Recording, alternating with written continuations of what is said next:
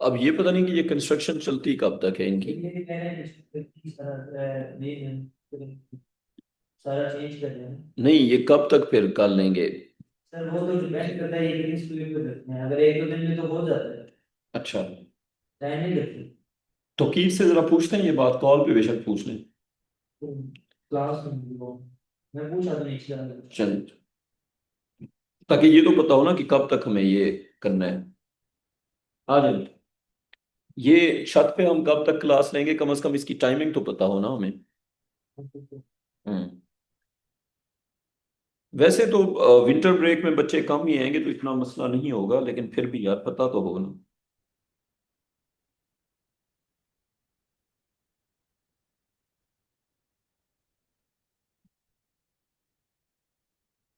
हाँ जोया बेटा, मेरी आवाज आ रही है? जी सर, आ रही है।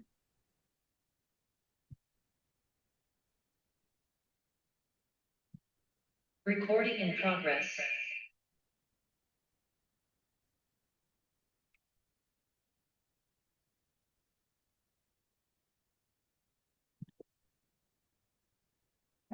अच्छा, हमने आई थिंक अगला टॉपिक शुरू करना था, और अब थ्रस्ट के मुझे आप लोगों ने क्वेश्चन नहीं भेजे अभी तक। मैंने ग्रुप के अंदर भेजे थे ना, व्हाट्सएप के ग्रुप पे। नहीं नहीं, आप लोगों ने मुझे भेजने करके। हाँ हाँ हाँ हाँ हाँ। भैया, क्वेश्चन नहीं पहुंचे अभी तक। प्रेशर और अपथ्रस्ट के पास पेपर करके मुझे भेजने थे आपने। बेटा पास पेपर करके मुझे भेजो, ताकि मुझे भी पता चले कि आप कुछ कर रहे हैं। हिबा, आप लोगों ने मुझे पास पेपर करके नहीं भेजे अभी तक, प्रेशर और अपथ्रस्ट के। सर मैं भेज देती हूँ। जी जी, लाजमी। अच्छा जी बच्चों, आज हमने शुरू करना है नया टॉपिक, और आई थिंक जो मैंने सीक्वेंस बताया था उस हिसाब से वी हैव टू स्टार्ट कैनेमैटिक्स। ऐसे ही है ना? चलें जी, अब हम करते हैं शुरू कैनेमैटिक्स। सेटिंग दे दो कैनेमैटिक्स की।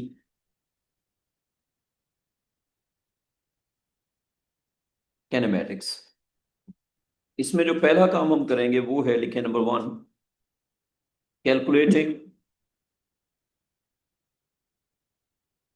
एवरेज। एवरेज की कैलकुलेशन के क्या रूल्स होते हैं, कब आप एवरेज किस तरह कैलकुलेट करते हैं?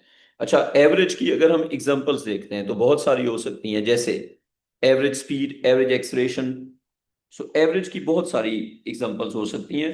एक बच्चा है अब्दुल रहमान, उसकी फीस मेरे पास आ चुकी है, मैं आज जमा करा दूंगा। समझ आ रही है किसकी बात कर रहा हूँ? A1 में है अब्दुल रहमान, A1 में है, A1 में। नया बच्चा है, रूट्स का है, रूट्स है फेट का। अच्छा, कैलकुलेटिंग एवरेज, इसमें होगा एवरेज स्पीड।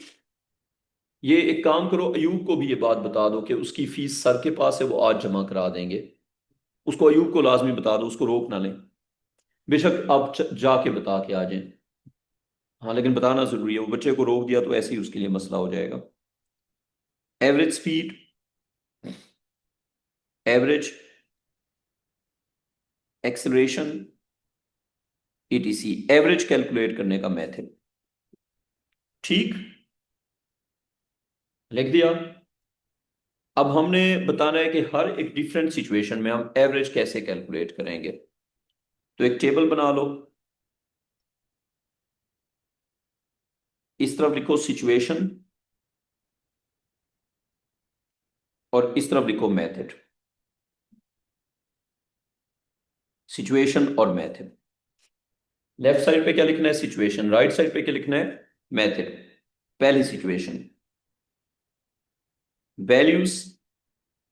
हम अगर स्पीड की बात कर लें, V1, V2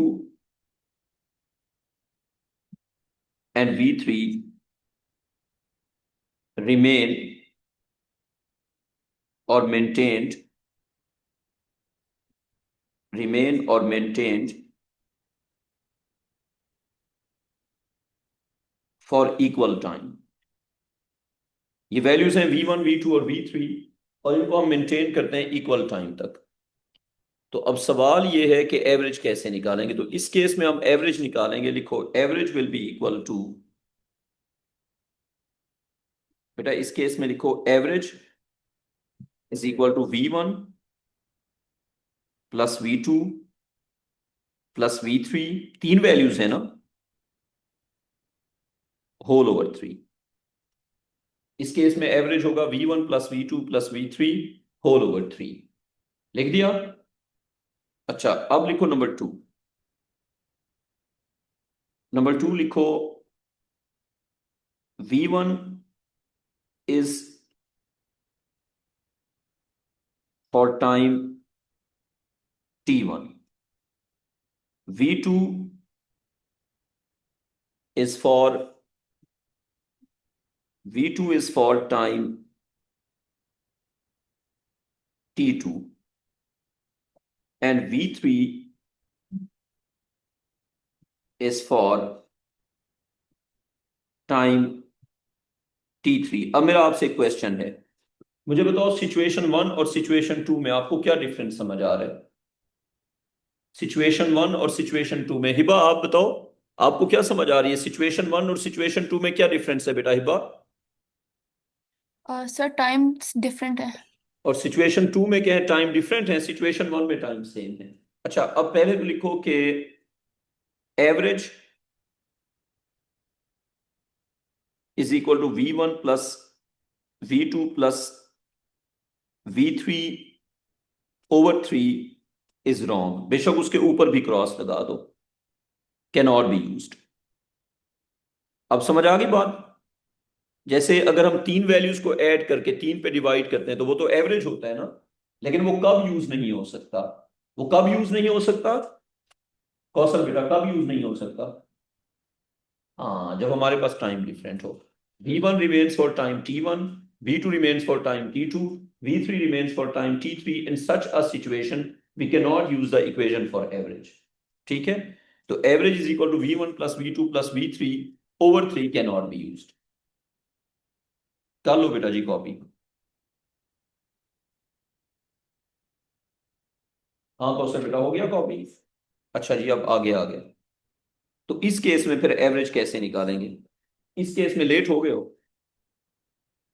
इस केस में एवरेज निकालेंगे इस तरह से, V1 into T1, V2 into T2, V3 into T3, और ये इक्वल हो जाएगा over T1 plus T2 plus T3। Now this method is correct. Hiba अब एक बार डिस्कस करते हैं। अगर सारी वैल्यूज का इक्वल टाइम होगा तो हम क्या करेंगे? उनको डिवाइड करके नंबर ऑफ वैल्यूज पे डिवाइड कर देंगे। ठीक है, अगर सारी Yes, sir. वैल्यूज का इक्वल टाइम होगा तो उनको ऐड करके नंबर ऑफ वैल्यूज पे डिवाइड कर देंगे। लेकिन अगर हर वैल्यू का डिफरेंट टाइम होगा फिर क्या करेंगे? फिर हम हर एक वैल्यू को टाइम से मल्टीप्लाई करके ओवर सम ऑफ टाइम करेंगे। सैरम तुम्हें आइए समझ। मैंने अभी तक पता है क्या बताया? दो बातें बताई हैं। एक बात पहले ये बताइए कि हम सीख रहे हैं कि एवरेज कैसे कैलकुलेट करेंगे। इसमें और इसमें फर्क क्या फर्क की हो रहा है देखो जरा। इसमें है V1 V2 and V3 remain for equal time. इसमें है V1 for time T1, V2 for time T2, V3 for time T3। Time different हो गया। टाइम क्या हो गया? डिफरेंट। तो यहाँ पे फॉर्मूला ऐसा लगेगा, तीनों को ऐड करके 3 पे डिवाइड कर दो। यहाँ पे अगर आप तीनों को ऐड करके 3 पे डिवाइड करेंगे काम नहीं चलेगा। क्या करना पड़ेगा?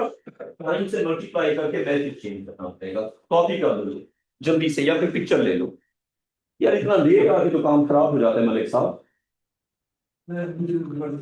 आपका वीगो कहाँ फंस गया था?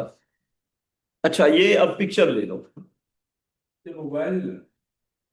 चलो बेटा फिर मैं ये नोट्स ही भेज दूंगा। अब आपने ना नंबर 3 से आगे लिखना है। नंबर 3। हिबा इस 1 और 2 में आपका कोई क्वेश्चन है बेटा? नहीं सर। ठीक है हिबा बेटा। कौसर आपका कोई क्वेश्चन? बेटा आपका नाम क्या है? तला, कोई क्वेश्चन है इसमें? अच्छा अगर मैं आपसे पूछता हूं, आपने दोनों चीजें देख ली है ना।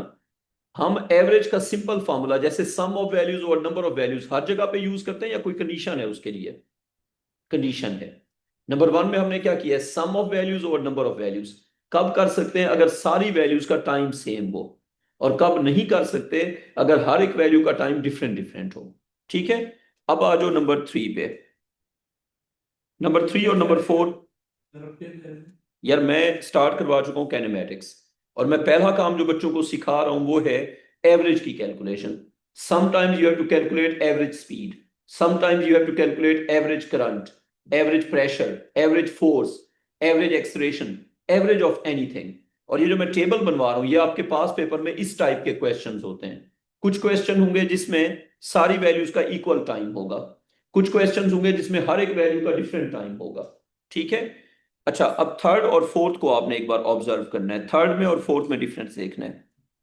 थर्ड में मैंने, लेट नहीं हो गए, स्पीड और ये टाइम। अच्छा, तुम्हारे पास फोन है अभी? चलो अभी तुम ना इस टेबल की लोगे पिक्चर, समझ लो, फिर अभी लिखो नहीं, अभी पिक्चर लेनी है, ठीक है। और ग्रुप में तुमने पोस्ट करनी है V1 और V2। इसको टाइम लगा T, इसको टाइम लगा T। तो ये, इसको हम क्या कह सकते हैं कि स्पीड चेंज हो रही है uniformly from V1 to V2 और टाइम T के अंदर। कह सकते हैं ये बात, कह सकते हैं ना। नंबर 4 में देखो, नंबर 4 में, अच्छा अब मैं आपको बता देता हूं, आपके पास पेपर में 4 टाइप्स के क्वेश्चंस होते हैं, 1 2 3 4, ये जो टेबल बना दिए। तो एवरेज की कैलकुलेशन का जब भी क्वेश्चन आएगा इन्हीं 4 में से होगा। Speed, time.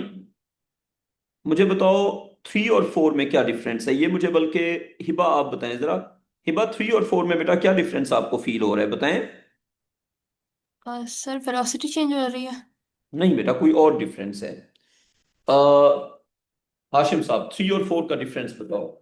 Acceleration different. हाँ बेटा, 3 के अंदर ना यूनिफॉर्म चेंज है, ठीक है।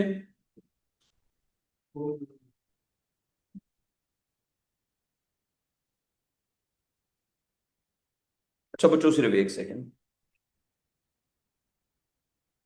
अच्छा, 3 के अंदर क्या है बेटा? 3 के अंदर चेंज हो रही है यूनिफॉर्मली, 4 के अंदर चेंज हो रही है नॉन यूनिफॉर्मली, ठीक है इब्राहिम। 3 के अंदर चेंज हो रही है सर मुझे समझ में नहीं यूनिफॉर्म। आया। बेटा 3 के अंदर स्ट्रेट लाइन नहीं है, देखो जरा। 3 के अंदर इस तरह से है, हर सेकंड में इक्वल इक्वल चेंज। 4 के अंदर हर सेकंड में डिफरेंट डिफरेंट चेंज। क्या ख्याल है बेटा? 3 के अंदर हर सेकंड में इक्वल इक्वल चेंज, 4 के अंदर हर सेकंड में डिफरेंट डिफरेंट चेंज। अब आइए समझ, बेटा 3 और 4 में क्या डिफरेंस है इब्राहिम? देखो जरा, 3 में क्या हो रहा है? यूनिफॉर्म चेंज, और 4 में नॉन यूनिफॉर्म चेंज। अच्छा, अब टोटल केसेस हो गए 4, ये मैंने इस पे निकाल दिए बोर्ड पे। ये हम किसकी बात कर रहे हैं? एवरेज की कैलकुलेशन की। तो इन 4 केसेस को अगर हम एक बार डिस्कस करें, तो आपने रीडेबल है इस तरह से, रीडेबल है ना। नंबर 1 और 2 में मुझे डिफरेंस बताओ जल्दी जल्दी। 1 और 2 में डिफरेंस, आगे बैठ सकते हो वैसे। चलो मैं एक काम करता हूँ, सिर्फ 1 और 2 निकाल लेता हूँ। असल में यार हमारे रूम में कंस्ट्रक्शन हो रही है तो जगह चेंज करनी पड़ी है। 1 और 2 में बस डिफरेंस बताओ, क्या डिफरेंस है? 1 में और 2 में डिफरेंस करें। 1 में इन सारी वैल्यूज का सेम टाइम है, 2 में इन सारी वैल्यूज का जो टाइम है वो डिफरेंट डिफरेंट है। अगर सारी वैल्यूज का एक जैसा टाइम हो, जैसे आपने वॉक किया 5 मीटर पर सेकंड से, फिर 10 मीटर पर सेकंड से, फिर 15 मीटर पर सेकंड से, और इक्वल इक्वल टाइम के लिए, तो आप क्या करेंगे? वैल्यूज को ऐड करके उसके नंबर पे डिवाइड कर देंगे। टाइम डिफरेंट होगा, फिर क्या करेंगे? फिर आप वो वाला फॉर्मूला यूज नहीं करेंगे, फिर आप क्या करेंगे? V1 उसका time T1, V1 T1, V2 T2, V3 T3, और टाइम के सम पे डिवाइड कर देंगे। आगे समझ क्लियर ये बात? अच्छा, अब अगर हम देखते हैं नंबर 3 और नंबर 4, नंबर 3 और नंबर 4 में क्या डिफरेंस है? Uniform change, non uniform change. Number 3 में क्या है? Uniform change. नंबर 4 में क्या है? Non uniform change. तो ये इस पे लिख भी दो। अच्छा, ये सिर्फ स्पीड पे अप्लाई होगा या फिजिक्स की सब चीजों पे अप्लाई होगा? ये करंट पे, वोल्टेज पे, स्पीड पे, एक्सेलरेशन पे, हर चीज पे अप्लाई होगा। एवरेज का जब भी क्वेश्चन आएगा पेपर में, इन 4 में से कोई एक सिचुएशन होगी, they will give you one of these situations, ठीक है। तो आपने ऑब्जर्व करना है कि कौन सी सिचुएशन है, फिर उसी हिसाब से फॉर्मूला लगा देना है। अच्छा, फिर अब पी में, जी बेटा आप बताओ। तो ये ग्राफ में जो ग्राफ की फॉर्म में इसमें एवरेज कैसे ढूंढेंगे? वो मैं आपको समझाऊंगा ना, वो मैं जी। राइट साइड पे मेथड लिखूंगा ना इसका, उसी के तो मैं पैसे लेता हूं आपसे। नंबर 3 का लिखो, नंबर 3 में लिखो यूनिफॉर्म चेंज। नंबर 3 का क्या लिखना है? Uniform change. और नंबर 4 का क्या लिखना है? Non uniform change. Uniform change में ना आपके पास दो मेथड होते हैं, नॉन यूनिफॉर्म चेंज में आपके पास एक मेथड होता है। यूनिफॉर्म चेंज में आपके पास दो मेथड होते हैं, नॉन यूनिफॉर्म चेंज में आपके पास एक मेथड होता है। अब पहले देखो कि यूनिफॉर्म चेंज में मेथड क्या होगा। लिखो average is equal to V1 plus V2 over 2, यानी कि आप इनिशियल प्लस फाइनल ओवर 2 कर सकते हैं। और इसके साथ लिख लो कि is valid since the change is uniform। Malaika बेटा ये बात समझ आ गई कि जब यूनिफॉर्म चेंज होगा फिर ये फॉर्मूला लग जाएगा, ठीक है? हाँ जी बच्चों, क्लियर? हाशिम, ये फॉर्मूला क्यों लग रहा है? क्योंकि यूनिफॉर्म चेंज है। नॉन यूनिफॉर्म चेंज पे ये फॉर्मूला नहीं लगता। अच्छा, हाँ एक मिनट, एवरेज का एक और फॉर्मूला भी यहां पे लग जाएगा। एरिया ऑफ द ग्राफ, क्या फॉर्मूला लगेगा? Area of the graph divided by time taken. ये भी लगेगा, ये भी लगेगा, ठीक है? तो दो फॉर्मूले कौन से हो गए कि या तो आप कर लो initial value plus final value over 2 Ibrahim, या फिर क्या कर लो, ग्राफ के एरिया को टाइम पे डिवाइड कर दो। नंबर 2, जब नॉन यूनिफॉर्म चेंज होगा फिर क्या होगा? फिर ये जो फॉर्मूला था ना average is equal to V1 plus V2 over 2, ये नहीं लगेगा, ये अब नहीं लगेगा, इस पे क्रॉस लगाना है, नॉट एप्लीकेबल। हाँ ये कैनेमेटिक्स शुरू किया। कैनेमेटिक्स में जो मैं पहला टॉपिक सिखा रहा हूँ, अच्छा एक चीज याद रखो, हमारे पास होता है लिमिटेड टाइम। अगर मैं तुम्हें कहूँ ना कि distance is defined as, speed is defined as, तो कैनेमेटिक्स फिर नहीं होगा। कैनेमेटिक्स जो है ना क्लास में हमें अप्लाइड पढ़ना है। अप्लाइड का मतलब होता है कि मेथड सीखने हैं, कि ये सवाल होगा तो ये अप्लाई करेंगे, क्योंकि इतना लंबा टाइम नहीं होता कि डेफिनेशन लिखते रहे और टाइम वेस्ट करते रहे। तो पहला जो हम कॉन्सेप्ट कवर कर रहे हैं वो क्या है कि ऐसे क्वेश्चन जहां पे एवरेज की कैलकुलेशन होती है उनकी 4 टाइप्स होती हैं, और ये 4 टाइप्स हमने टेबल में मेंशन कर दी हैं। अच्छा अब देखो, average is equal to V1 plus V2 over 2, क्या लिखा है हमने? Not applicable. तो फिर यहां पे सिर्फ एक ही मेथड रह गया, लिखो average is equal to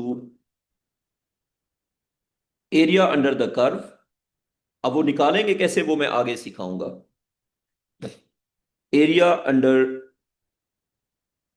the curve, और उसको डिवाइड किससे कर लेंगे? टाइम से। तो हिबा बेटा आपके पास पेपर में एवरेज की कैलकुलेशन के कितने टाइप के क्वेश्चंस होते हैं? 4 टाइप्स के, और ये मैंने 4 टाइप्स आपको टेबल में लिस्ट करवा दी, ठीक है?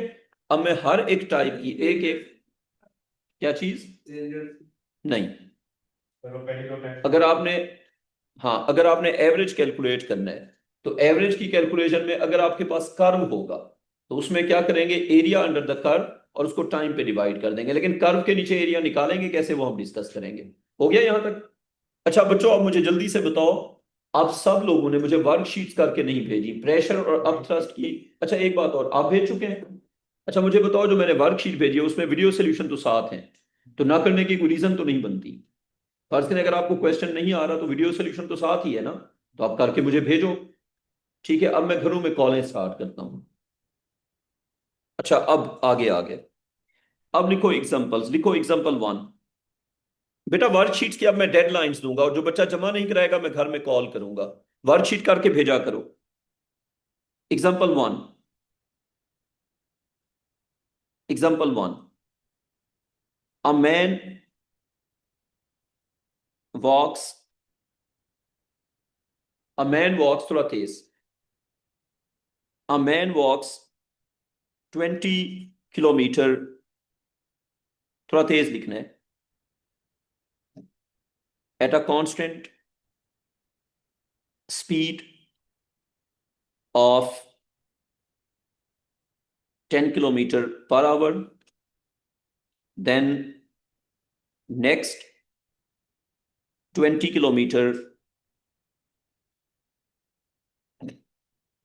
at a constant speed of 30 kilometre per our. Statement simple है ना, एक बंदा है वो वॉक कर रहा है, ठीक है, एक बंदा है वो क्या कर रहा है, वॉक कर रहा है। पहले वो 20 किलोमीटर वॉक करता है at the rate of 10 kilometre per hour, फिर वो नेक्स्ट 20 किलोमीटर वॉक करता है at the rate of 30 kilometre per hour. सही हो गया। अब क्वेश्चन का लिखो first part, why is his average speed for the whole journey, for the whole walk, whole distance, whole journey, जो मर्जी को, बात समझ तो आ गई ना।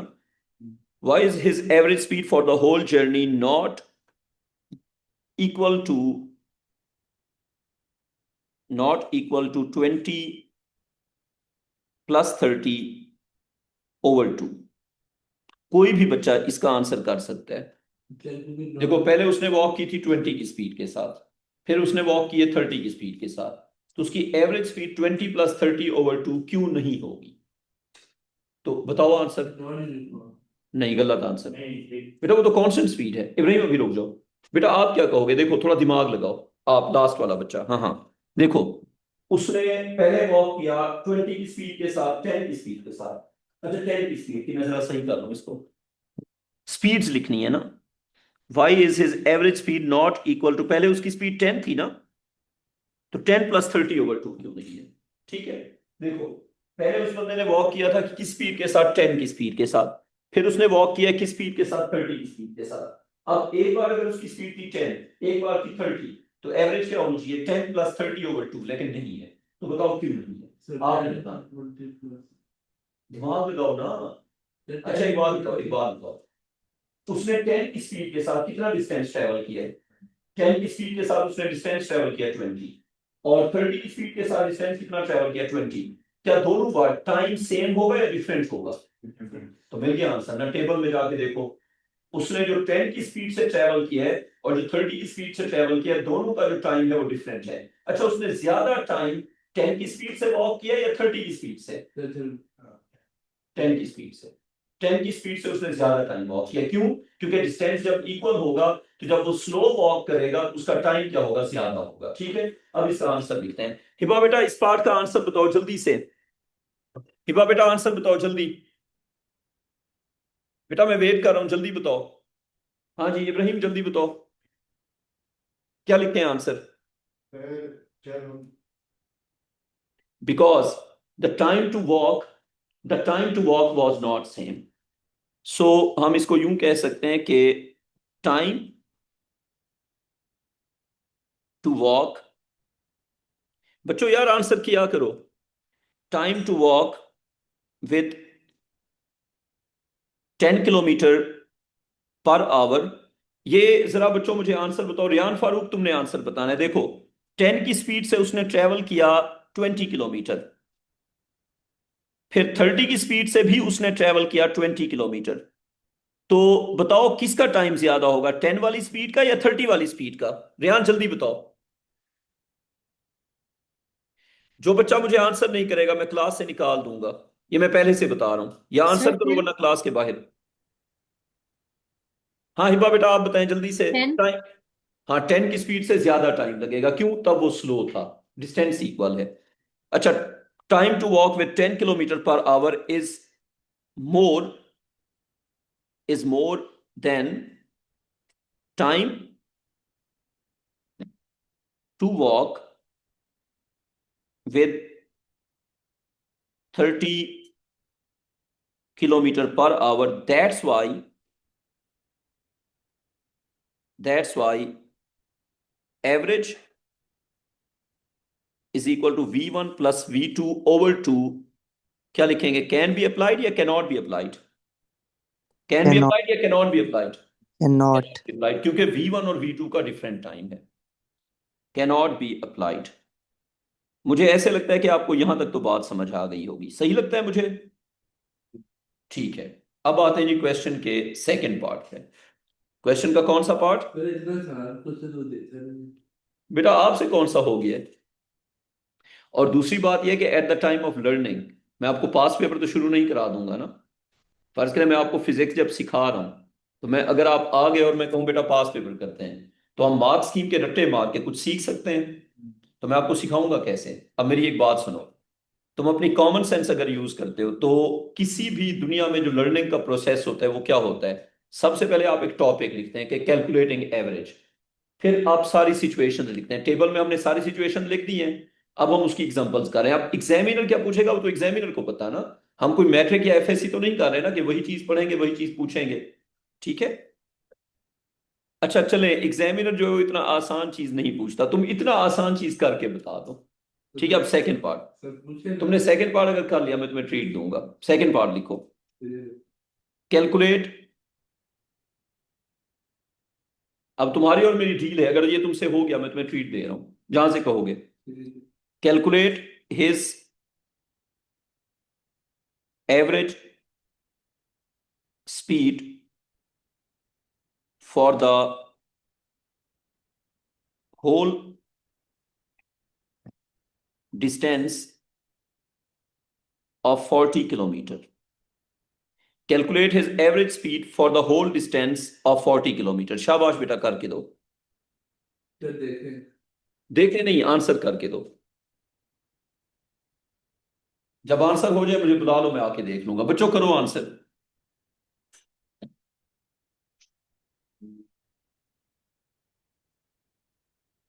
अपना अपना करो और मुझे दिखाओ।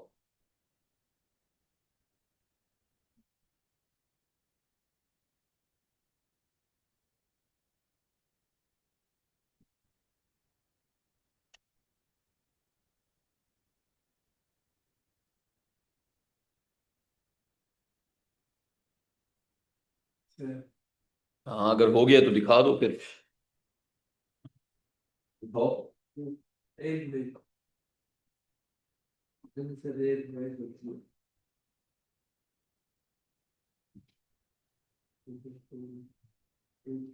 मुझसे होने नहीं लगा ये, मुझे पहले से हो गया। दिखाओ। अच्छा ये तुमने किया जी 20 × 20 और 30 × 20 और डिवाइड किससे कर दिया 40 से। अब इसको क्रॉस भी लगा दो। अच्छा ये तो बहुत आसान था, इसमें तुम्हारी ये हालत है, मुश्किल में क्या होगा। आपसे हुआ इसलिए हाँ फिर करना सीखो ना। तुमने पता है गलती क्या की हुई है। तुम्हें उसने दिया हुआ स्पीड और डिस्टेंस, तो तुमने स्पीड और डिस्टेंस को मल्टीप्लाई कर दिया, टाइम तो निकाला ही नहीं है। तुमने कहीं पे टाइम निकाला है? कहाँ? नहीं निकाला ना। अच्छा बच्चों, इस क्वेश्चन का मेथड ये होगा कि पहले हम जो है ना उसका निकालेंगे ओवरऑल टाइम, फिर हम क्या करेंगे टोटल डिस्टेंस को टोटल टाइम पे डिवाइड कर देंगे। ठीक है। या फिर आप v1 t1 plus v2 t2 वो वाला मेथड भी कर सकते हो, आपकी मर्जी है। तो लिखो एवरेज स्पीड, मैं बताता हूं बेटा Faris. Average speed is equal to total distance, average speed is equal to total distance over total time. इस फॉर्मूला की कोई लिमिटेशन है या ये हर वक्त एप्लीकेबल है? इसके साथ लिखो इट इज ऑलवेज एप्लीकेबल। इस फॉर्मूला की कोई लिमिटेशन नहीं है, ये हर वक्त अप्लाई होता है। ठीक है ना। अब मेरी बात सुने। अब 20 किलोमीटर का जो स्पीड है उससे हम टाइम निकालेंगे। देखें फर्स्ट यूं कर लो, फर्स्ट 20 किलोमीटर, फिर last 20 kilometre. Hashim, first 20 kilometre का टाइम कैसे निकालेंगे? हाँ तो 20 बेटा मल्टीप्लाई नहीं करेंगे, डिवाइड करेंगे, डिस्टेंस ओवर स्पीड। ठीक है। तो डिस्टेंस कितना है हमारे पास? 20 किलोमीटर। और स्पीड कितना है हमारे पास? 10 किलोमीटर पर आवर। तो इससे हमें जो आंसर मिल रहा है वो है, उसको 2 आवर्स लगेंगे। सही हो गया। कितना टाइम लगेगा उसको? 2 आवर्स। हो गया यहां तक? अच्छा अब लास्ट 20 किलोमीटर, उसके टाइम को हम कह देते हैं T2। उसके टाइम को क्या कह देते हैं? T2। अच्छा अब अगर हम T2 निकालते हैं तो वो भी होगा डिस्टेंस ओवर स्पीड। कितना डिस्टेंस था? 20 किलोमीटर। स्पीड कितना थी? 30 किलोमीटर पर आवर, तो क्या आ जाएगा? 0.67 आवर्स, 0.67 आवर्स। अब टोटल टाइम भी मिल गया और टोटल डिस्टेंस भी मिल गया। अब मैं इस क्वेश्चन को ना दो मेथड से कर देता हूं, आप दोनों मेथड एक बार देख लो। एक मेथड तो हो गया total distance over total time. अगर मैं कर दूं 20 kilometre plus 20 kilometre, do you believe this is total distance? और टोटल टाइम क्या हो गया? टोटल टाइम हो गया 2 प्लस 0.67, तो ये बन जाएगा 20 प्लस 20 40, और डिवाइड किससे हो गया? 2.67 से। फारिस क्या आंसर आया था बेटा इसका?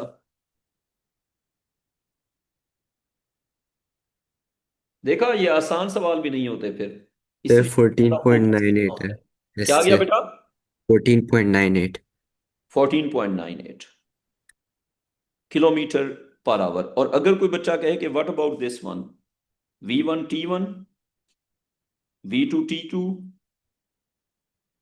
ओवर T1 प्लस T2, तो जहरी सी बात है इससे भी तो वही आंसर आ जाएगा ना, क्योंकि 10 की स्पीड के साथ उसने कितने देर तक ट्रेवल किया था? 2 आवर्स। 30 की स्पीड के साथ कितना ट्रेवल किया था? 0.67। हाँ हाँ, मतलब या इससे कर लो या इससे कर लो। इसमें पहले आपको टेबल जो मैंने लिखवाई है ना, टेबल वो समझनी पड़ेगी।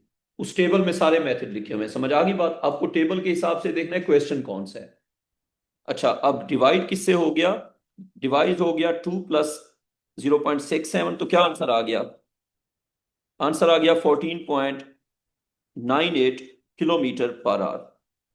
एवरेज की मैं एक एग्जांपल बस और करवाऊंगा, फिर अगले टॉपिक पे चले जाएंगे। ये आ गई समझ? पास पेपर का एक क्वेश्चन है जो मैं आपको दे रहा हूं। लिखो, एन एरोप्लेन, थोड़ा तेज लिखना है। An aeroplane flies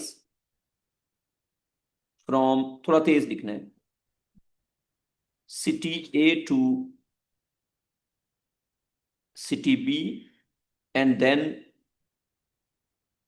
back from city B to city A. बात को समझ लो फिर आगे चलते हैं। एरोप्लेन जो है वो ट्रेवल करता है सिटी ए से सिटी बी पे, फिर वो वापस ट्रेवल करता है सिटी बी से सिटी ए। ठीक है, अब आते हैं कि क्वेश्चन क्या है। क्वेश्चन ये है कि during the forward journey, during the forward journey the speed was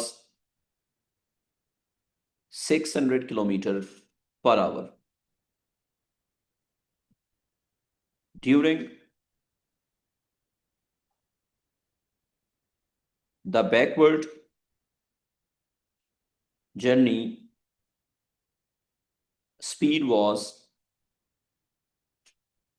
400 kilometer per hour. ठीक, कर दो कॉपी, फिर आगे चलते हैं। हिबा बेटा हो गया कॉपी? जी सर। फारिस, कॉपी हो गया आपका?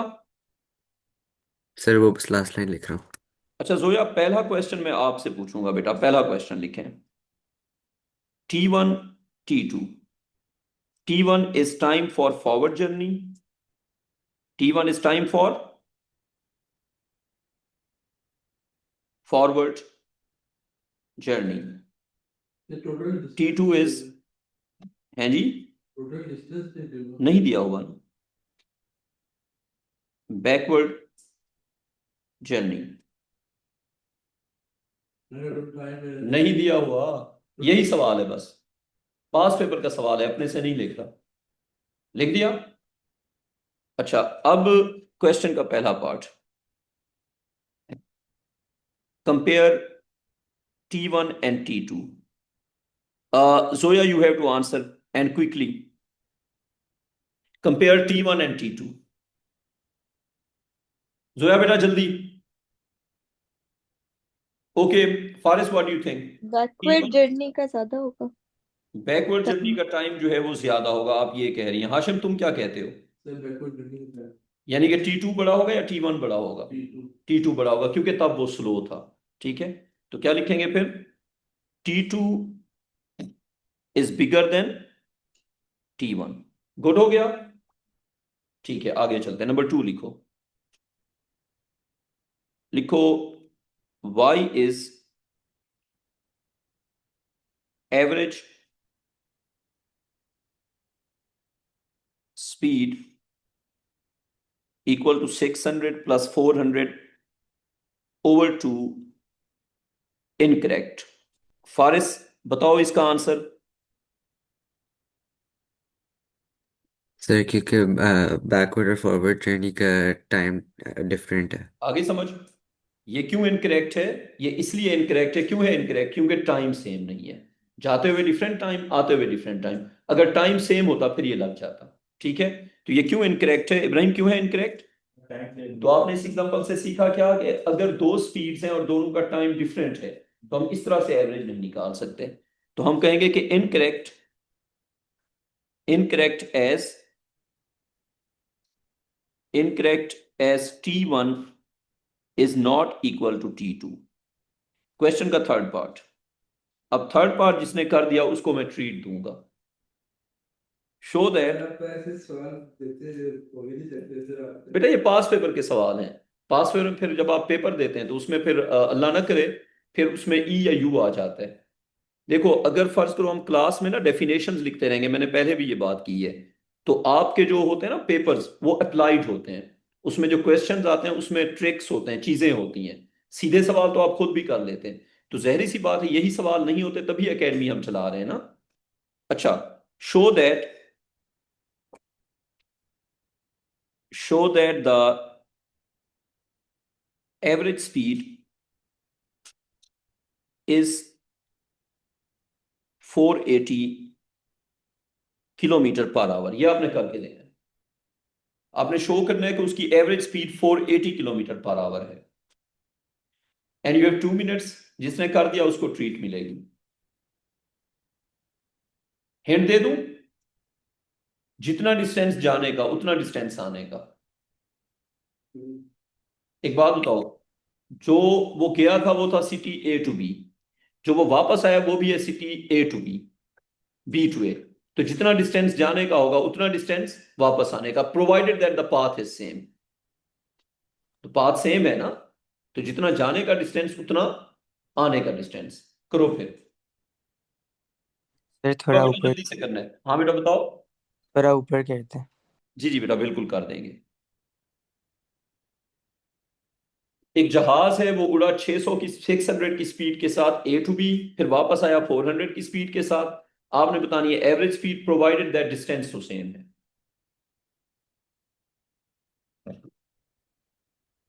देखो अब मैंने आंसर भी बता दिया, सिर्फ आपने शो करना है कि आंसर है। इसमें यूं करो, जाने का टाइम T1, आने का time T2। T1 is D over 600, T2 is D over 400। Total distance over total time. Total distance कितना हो गया? D plus T। बात सुनो, अगर A टू B डिस्टेंस है T तो टोटल डिस्टेंस क्या हो जाएगा? D plus T, 2D। हो गया या नहीं हो गया?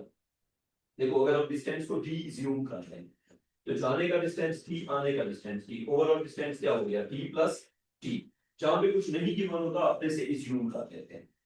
आपको assuming that distance from A to B is x is d, तो अगर d होगा तो जाने का भी d, आने का भी d, और टाइम को d की फॉर्म में फाइंड कर लो।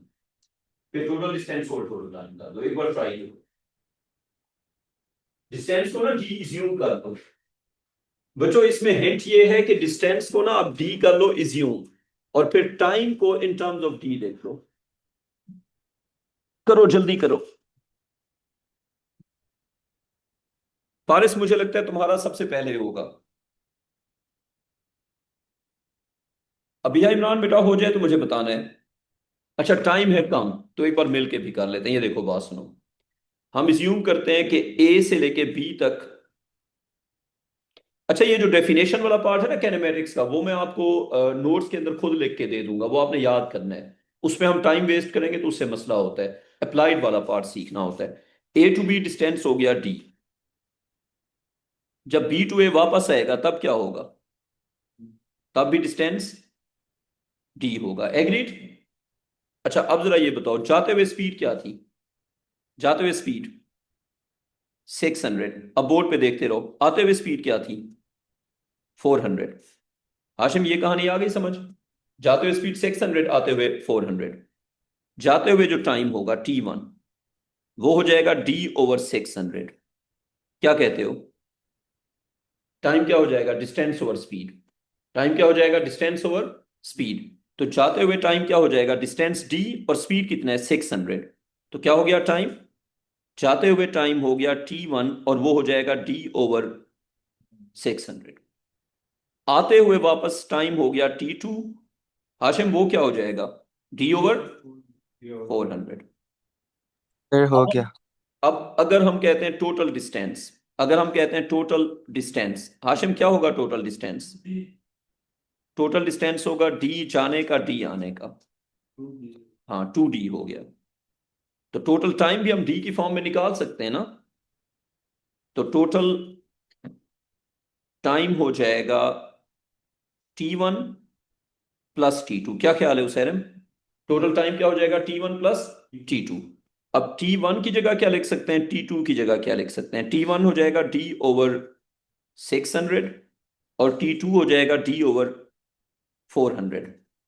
400 और 600 का एलसीएम क्या आ जाएगा 1200।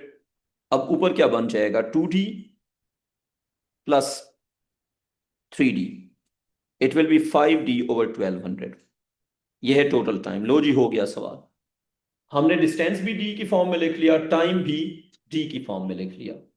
ठीक है आशिम, डिस्टेंस भी D की फॉर्म में, टाइम भी D की फॉर्म में। अब लिखो average speed, average speed is total distance divided by total time. Total distance 2D, total time T1 plus T2। आप मुझसे एक सवाल पूछ सकते हैं कि आपने फ्रैक्शन में क्यों नहीं लिखा। फ्रैक्शन में लिखूंगा तो ये कॉम्प्लिकेटेड हो जाएगा, इसलिए मैंने इस तरह लिख दिया है।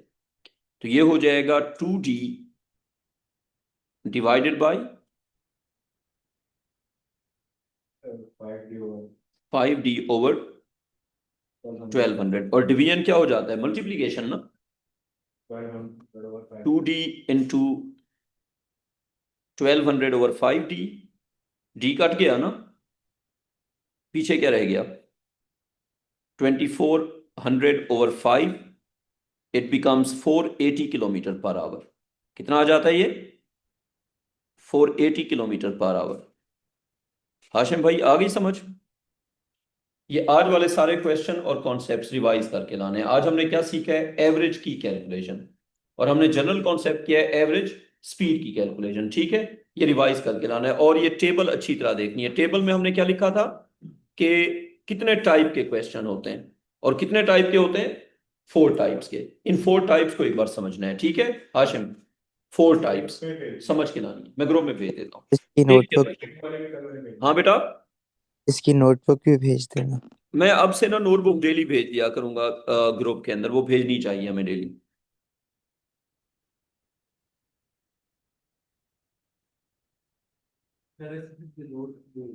तो ये अभी भेज दो। जी जी।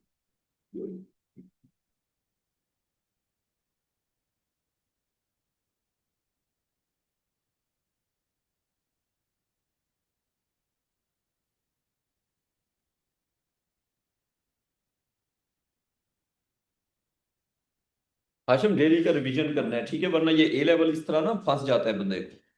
डेली रिवीजन, ठीक है। हाँ,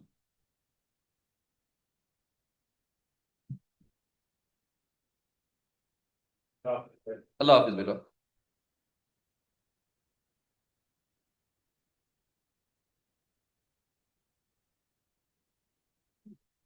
अस्सलाम वालेकुम, कैसे हैं बेटा आप, ठीक है? अच्छा कल हमने क्या किया था, वर्क। हमने वर्क एनर्जी पावर स्टार्ट किया था, है ना? चलो,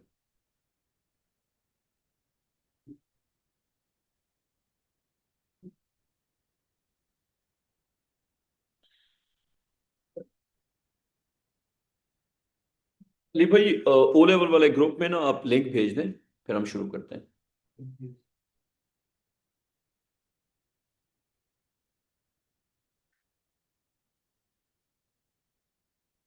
अच्छा, हमने इसी नोटबुक में आगे कंटिन्यू कर लिया था, है ना? तो हमने बताया था कि पोटेंशियल एनर्जी की कितनी टाइप्स होती हैं। तो सबसे पहले हमने लिखी मॉलिक्यूलर पोटेंशियल एनर्जी लिया था। अच्छा,